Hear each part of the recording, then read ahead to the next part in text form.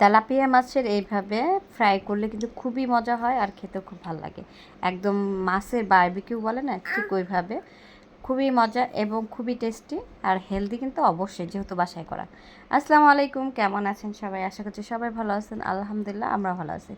Tilapia মাছে অন্যরকম একটা ফ্রাই করব, ঠিক যেন বারবিকিউ একটা টেস্ট আসে এরকম। এর জন্য 3টে তেলাপিয়া মাছ একটু বড় সাইজে আমি খুব ভালো করে কেটে ধুয়ে নিয়েছি এবং মাছের যে মাঝখানে কাটা কাটা এরকম করে দাগ করে নিয়েছি, কেটে নিয়েছি মাছ বরাবর, একটু গ্যাপ দিয়ে দিয়ে দেখতে পাচ্ছেন। ঠিক এইভাবে আমি 3টা মাছ খুব ভালো করে কেটে নিয়েছি, ধুয়ে টুয়ে পানি ঝরায়। এখন লেবু চিপে দিব, ঠিক একটা লেবু আমি পুরোটাই রস চিপে দিছি। এখানে এক ফালি দেখানো হয়েছে আর বাকি ভিডিওটা আমার স্কিপ হয়ে গেছে।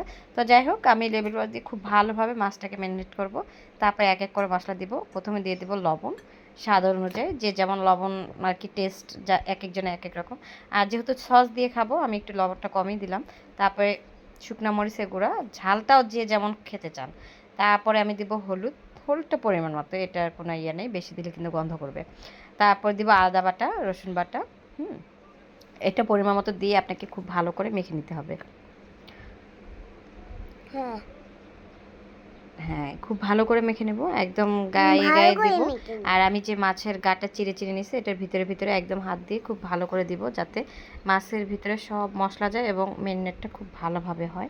এর জন্য অবশ্যই আপনাকে হাত দিয়ে মাখতে হবে। হাত দিয়ে মাখার উপরে কোনো হয়ই না, হাতের ছোঁয়ায় আপনার টেস্ট অন্যরকম চলে আসবে। আসলে বাঙালির তো আমরা, আর হাত ছাড়া তো চলবে না, কোনো কাজ পারফেক্টভাবে হতেই পারে না। আমি তো অবশ্যই কোনো কাজ পারফেক্টভাবে হাত ছাড়া করতেই পারি না। মানে অনেকে চামচ দিয়ে খুব সুন্দর করে ব্রাশ টাশ করে নেয়, কিন্তু আমি পারি না।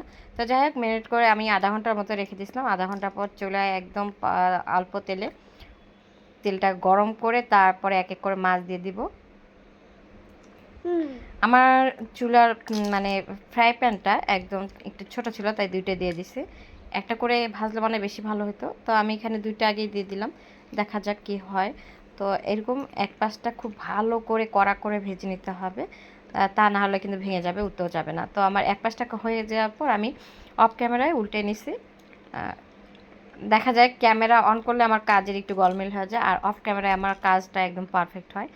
যাই হোক, আমি এখানে খুব ভালো করে মচমচা করে উল্টায় পাল্টায় একদম ভাজা করে নিচ্ছি। দেখেন, অফ ক্যামেরায় কিন্তু এটা একভাবেই উঠে দিতে পারতাম, ভাঙতো না। ক্যামেরা অন করলেই কাজের গলমিল হয়ে যাবে। যাই হোক, কার কার এরকম হয় একটু কমেন্ট করে জানাবেন। আমার তো প্রায় এই কাজটা হয়ে যায়। যাই হোক, এখন আমার মাছগুলো ভাজা হয়ে গেছে, আমি তুলে নিচ্ছি 2টা, আরেকটা ভাজতে দিয়ে দিচ্ছি। তারপরে যে ভাজা হয়ে গেছে নিয়ে আসছি, এই দেখতে পাচ্ছেন। তো 3টা তেলাপিয়া মাছের সুন্দর একটা বারবিকিউ ফ্লেভারে একটা মাছ ভাজা হয়েছে, খুবই দুর্দান্ত স্বাদের এবং খেতেও খুব মজা। বাসায় ট্রাই করে দেখতে পারেন। আর খোদা হাফেজ।